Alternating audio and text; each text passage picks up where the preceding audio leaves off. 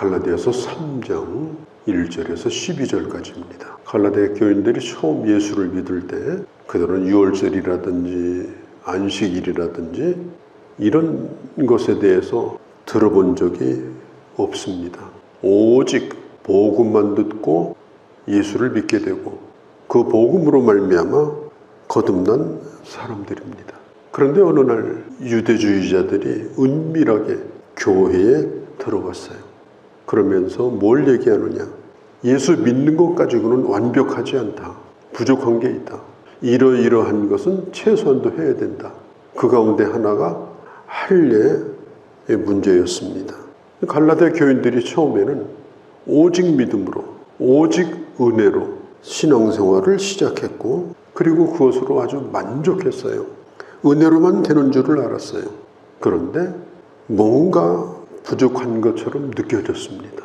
아무래도 할례를 좀 받아놔야 되겠다. 그동안에 예수를 잘 믿던 사람들이 할례를 받기 시작합니다. 저 사람도 받으니까 나도 받아야 되겠다. 이 사람 저 사람이 할례를 받다 보니까 복음은 아무것도 아닌 것이 되어버린 거예요. 이제는 할례 받은 사람과 받지 않은 사람 이렇게 구분이 되고요. 할례 받지 않은 사람은 뭔가 모자란 사람, 마음에 두려움이 있는 거예요. 혹시라도 안 받으면 손해보는 거 아닌가? 좀 받아두자. 이런 바람이 부니까 이 갈라디아 교회가 이게 큰 문제가 생긴 겁니다. 우리가 뭘 하고 안 하고 뭘 한다고 해서 구원받는 것도 아니고 안 한다고 해서 구원 못 받는 것도 아니에요. 그런데 자꾸 뭘 하라고 얘기를 들으니까 그걸 해야 구원받는 것처럼 생각이 들게 되니까 그냥 그걸 하게 되는 겁니다. 예수 믿는 건 뒷전이에요. 저 사람은 저걸 왜 안 하지? 나는 지금 하고 있는데 우쭐한 마음도 들고 교만한 마음도 들고 예수 안에서 동등했는데 이제 교회 안에서 하는 사람 하지 않는 사람 차별이 생기고 등급이 생기고 이런 기가 막힌 일이 교회 안에서 벌어지게 된 겁니다. 오늘날도 얼마든지 교회 안에서 그런 일이 일어날 수가 있어요. 세상에 종교가 왜 생겼습니까? 불안하니까 사람들이 종교를 만든 거예요. 종교를 만들어서 뭐합니까? 하는 데까지 해보자는 거예요. 그래서 이것도 해보고 저것도 해보고 온갖 율법을 만들고 정성도 들여보고 그러면서 나름대로 노력을 하고 노력하는 것으로 스스로가 만족하고 이게 상당히 종교적인 것처럼 보이지만 그러나 그 사람은 종교의 노예가 되어서 지금 살고 있는 것입니다. 지금 갈라디아 교회가 그런 형편이 된 거예요. 사도 바울이 가슴을 치면서 하는 얘기입니다. 왜 당신들은 은혜로 시작했다가 육체로 마치느냐? 은혜로 충분하면 되는데 은혜면 하나님께서 다 해주실 것인데 왜 육체로 마치겠는가? 육체로 구원받겠는가? 그러면 뭔가 해서 구원받는다면 못한 것이 많은데 어떻게 할 거냐? 결국은 저주를 받은 자가 될 것이다. 결국은 구원은 불가능하게 될 것이다. 어떻게 할 것인가? 갈라디아 교인들에게 지금 묻고 있는 거예요. 우리가 무엇 때문에 행위에 그렇게 미련을 가지고 사나요? 두려움인 거예요. 부족하다고 느끼는 거예요. 예수 그리스도 안에 있는 하나님의 사랑 안에는 두려움이 없습니다. 하나님이 우리에게 베풀어 주신 은혜 안에서는 결코 부족한 것이 없습니다. 사도 바울이 빌립보서 1장에 말한 것처럼 예수 그리스도께서는 우리 안에 이미 착한 일을 시작하셨고 우리가 주님을 만날 때에 그 모든 것이 완벽하게 성취되어진다. 우리는 그걸 믿고 사는 사람들이에요.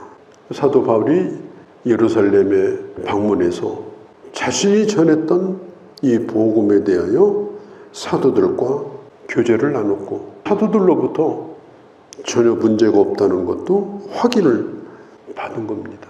그리고 자신이 지금 전하고 있는 이 복음은 사람의 생각에서 나온 것이 아니라 하나님의 계시로부터 나온 것이라는 걸 분명히 말하고 있습니다. 사람은 예전에 자기가 가지고 있던 것을 버리는 게 쉽지 않아요. 사도 바울이 배설물처럼 버렸다고 하는데 그게 배설물처럼 쉽게 버려지지 않습니다. 잠깐만 정신을 놓으면요 옛날 습관으로 다시 돌아가요.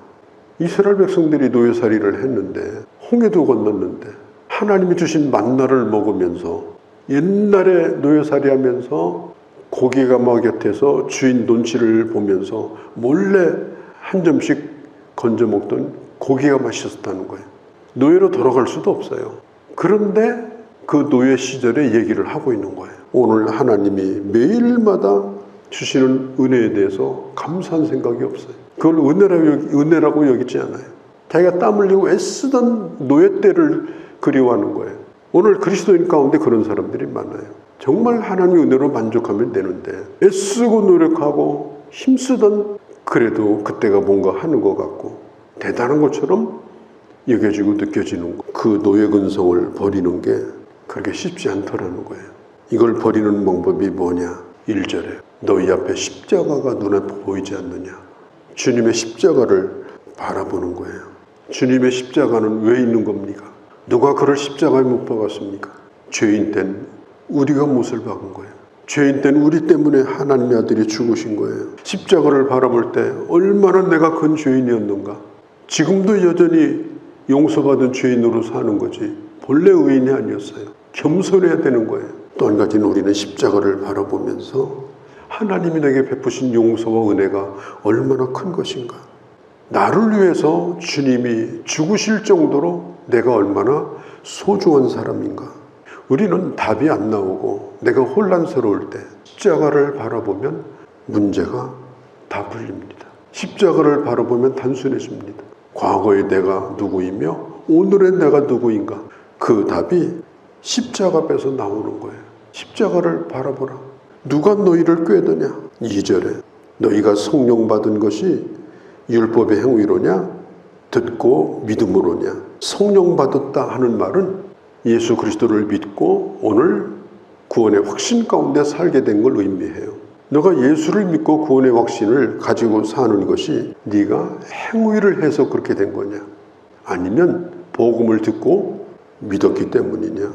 만일 내가 예수 믿은 것이 뭘 해서 예수 믿었다고 해보세요. 그때는 그걸 내가 했어요. 그런데 오늘은 내가 그걸 할 수가 없어요. 그럼 오늘 구원은 없는 거예요. 그 구원이라고 하는 것은 불완전한 겁니다. 예수 그리스도의 십자가의 온전한 복음을 듣고 믿고 성령께서 내 안에 들어오셔서 구원의 확신을 주시고 안 믿을 수 없도록 감동하시고 지금도 그 구원을 붙들어 주셔서 우리가 하나님의 사람으로 살게 되는 거예요. 99%는 주님이 하신 거고 1%는 내가 하는 거다. 구원은 100%여야 구원을 받습니다. 1% 내가 해야 된다.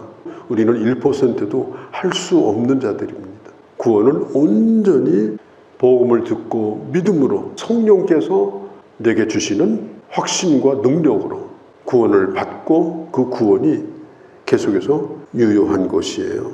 3절에 바울이 다시 한번 말해요. 당신들이 성령으로 시작했다가 모든 것을 하나님이 하신 것이고 지금도 하나님이 하고 계신데 그 성령으로 시작했는데 지금 뭘 가지고 구원받겠다고 몸부림을 치고 있는 육체로 마치겠느냐. 그렇게 한다면 너는 구원 못 받는다.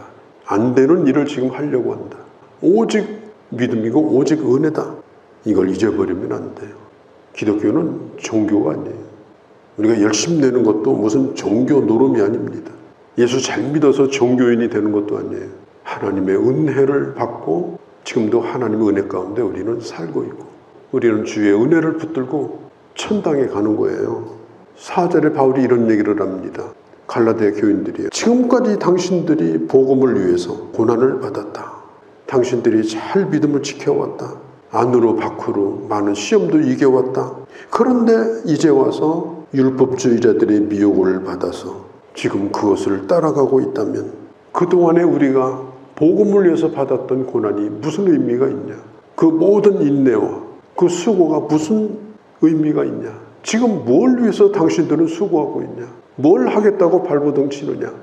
내가 믿음을 지키기 위해서 내가 이 세상에서 하나님의 사람으로 살기 위해서 땀을 흘려야지. 지금 율법을 행해서 이제 구원받겠다고 몸부림을 치고 있으니 이게 도대체 뭐하는 짓이냐? 고난을 헛되이 받았느냐? 지금 4절이 그 얘기를 하고 있는 거예요. 당신들이 고난을 받는다면 진정으로 주를 위해서 고난 받아라. 당신들이 땀을 흘린다면 받은 은혜 때문에 땀을 흘려라.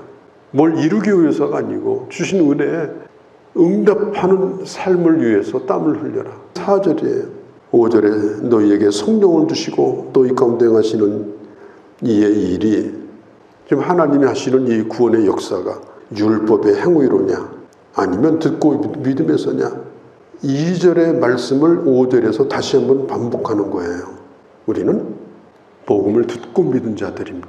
내가 궁리해가지고 믿은 게 아니고 내가 선택한 것이 아니라 이미 계시된 복음, 이미 예수 그리스도께서 이루시는 일, 그것을 성령으로 믿고 성령 안에서 우리는 살아가는 자들이다.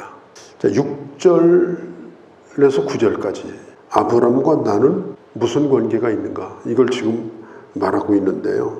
한마디로 말하면 이런 거예요. 아브라함의 믿음과 우리의 믿음은 동일한 것이다. 자세하게 설명을 못합니다만은 로마서 4장 1절에서부터 3절까지 5절까지를 보면 잘 나와 있습니다. 아브라함이 믿음으로 구원받았을까요? 행위로 구원받았을까요? 로마서 4장은 이렇게 말합니다. 아브라함이 하나님을 믿음으로 그 믿음을 의로 여기셨더라. 창세기에 있는 말씀을 사도 바울이 다시 한번 확인한 거예요. 아브라함이 뭘 잘해서 구원받았나요? 그는 70세 될 때까지 우상 섬겼던 사람이에요. 조상 대대로 우상 섬겼어요. 하나님을 알지도 못하던 그런 사람이었어요. 하나님이 아브라함을 먼저 부르셨어요. 하나님이 아브라함에게 약속을 하셨어요. 그 약속을 아브라함이 믿었어요. 자기 과거를 생각하지 않고 하나님의 약속을 믿고 응답하니까 그 믿음을 의로 여기신 바 되었더라. 로마서 4장 3절입니다. 아브라함도 믿음으로 의롭다함을 얻었기 때문에 오늘 성경에 있는 대로 아브라함의 믿음과 우리의 믿음은 동일한 것이다. 9절에 아브라함이 하나님의 복을 받은 것처럼 예수 믿는 사람도 동일한 복을 받느니라. 우리는 아브라함의 복을 부러워할 필요가 없어요. 예수 그리스도 안에 있는 자는 그와 동일한 믿음을 가진 자이기 때문에 우리는 아브라함의 복을 이미 받은 자이고 그 복을 누릴 자이다. 10절에 보면요. 무릇 행위에 속한 자들은 저주를 받나니, 맞아요. 행위로 하나님 앞에 인정받으려고 하면 그 행위는 결국은 불완전할 수밖에 없어요. 야고보서에 보면 모든 걸 다 하다가 깜박 잃어버리고 하나를 못했다. 그러면 무효가 돼요. 행위로 구원받으려고 하는 것은 제로 게임입니다. 0 아니면 100이에요. 그런데 결과는 꽝입니다. 왜? 인간은 완벽한 행위를 가질 수가 없어요. 행위를 가지고 하나님 앞에 인정받을 만큼 인간은 완전하지 못합니다. 행위를 가지고 나와서 나는 행위에 속한 자라고 말하면 그는 저주 아래 있는 자다. 여기서 저주라는 말이 뭐냐? 하나님으로부터 떨어져 나갔다는 거예요. 하나님의 은혜 밖에 있다는 거예요. 하나님의 긍휼을 받을 수 없는 영원한 형벌과 심판을 받는다는 거예요. 구원받은 하나님의 사람이 율법을 지켜서 구원받는 건 아니지만 그 율법을 우리가 지키려고 하는 것은 좋은 것이나, 그러나 그 율법을 지킴으로 구원받는다고 생각하고 율법에 속한 자가 되면 결국은 저주 아래 있는 자다. 이 얼마나 기가 막힌 얘기예요. 그래서 이게 중요한 겁니다. 율법과 은혜, 이게 뭐가 다른가? 이것에 대해서 우리가 성경적인 분명한 지식을 가지고 있어야 되고, 이것에 대해서 내가 확신을 가지고 있어야 되고, 우리는 의의가 없을지라도 마지막 십자가를 붙들고 아버지 앞에 가는 것이 바로 오늘 우리들인 것입니다. 떡 줄 사람은 생각도 하지 않는데 김치국부터 마시고 있다고. 김치국을 아무리 들이켜야 떡은 안 줍니다. 하나님의 약속을 믿어야 됩니다. 하나님의 약속이 먼저고 구원이 다음이에요. 하나님의 부르심이 먼저고 응답이 다음이에요. 우리는 아브라함의 믿음을 가지고 있고 아브라함의 복을 이미 받은 자이고, 이 나의 나됨에 대한 이 분명한 확신, 예수 그리스도 안에서 오늘 내 행위 하나하나가, 그게 구원의 조건은 아니지만 내가 이렇게 할 수 있다는 것이 감사하고 대견하고, 나의 행위도 또한 내게 아름다운 열매다. 복음 안에서의 자유함을 누리고 사는 것, 이게 얼마나 큰 축복인가 다시 한번 생각하고 그 길을 따라 걸어가는 주의 자녀들이 되어주시기를 바랍니다. 거룩하신 우리 아버지, 예수 그리스도의 은혜, 하나님의 뜻 가운데서 우리를 부르시고 내 안에 이루신 놀라운 구원, 아브라함이 믿었던 그 하나님, 아브라함이 믿음으로 의롭다 여김을 받은 것처럼 예수를 믿는 자가 아브라함의 자손이요 또한 그의 복을 받으리라고 약속하신 주님, 이 하나님의 놀라운 은혜를 내가 이미 누리고 있고 그리고 앞으로도 그 복을 받고 살아가는 자임을 분명히 확신하고 예수 그리스도 안에서 확신과 자유함을 누리며 주의 말씀을 순종하며 살아가는 그런 저희가 되게 하여 주시옵소서. 우리 주 예수님의 이름으로 기도하옵나이다.